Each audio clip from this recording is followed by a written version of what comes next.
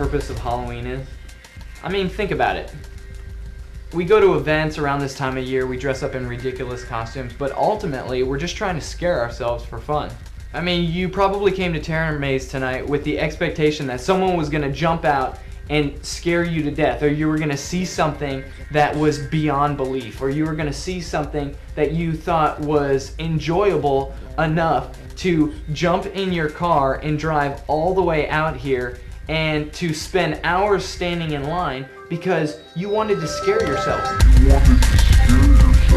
I don't know, maybe it's something about the human race. We desire so badly to be able to get as close to death as possible. Maybe that's why people jump out of airplanes and go parachuting and do all these other extreme things. Because as human beings, we want to feel like we're in control. There's something scarier than going to the scariest movie you've ever seen. There's something scarier even than maybe losing a friendship, losing another relationship. And that's the thought of where you're gonna go when you die someday.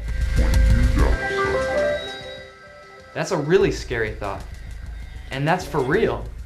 You know, 1 out of 1 people die. That's 100%. The Bible says in Romans 3:23 that for all have sinned and fall short of the glory of God. Now, what that means is that each and every single one of us, regardless of who we are, where we're from, who our family members are, or maybe the things that we've done in our entire lives, we've all sinned. In other words, we have fallen short of God's glory, and so we can't be with God because He's so holy that if He lives in a place like heaven that's perfect, why would God let someone like you or me, flawed people, come in and ruin such a great place like that? Now, I know what you're probably thinking. I haven't done so many horrible things. I'm not really all that bad a person. Well, have you ever lied before? Have you ever stolen anything? Well, according to the Bible, if you've done any of those things, even just one of them, even just one time, then you're a sinner.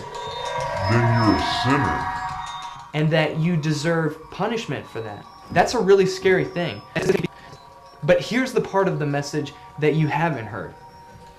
That Jesus Christ died on the cross so that you and I, regardless of the sinful things that we've done, could have an eternity in heaven with God one day. Get this.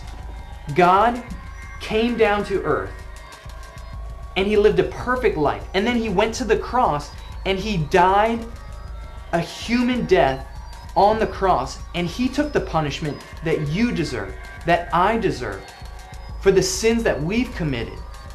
And so now, as a result of what Jesus Christ has done, you can put your faith in Jesus Christ and have assurance that whenever the last breath is that you take on this earth, your very next breath will be in heaven with the Lord. So we're all faced with this question that we're gonna die someday. When you die and your eyes close and you take your last breath on this earth, where will your next breath be?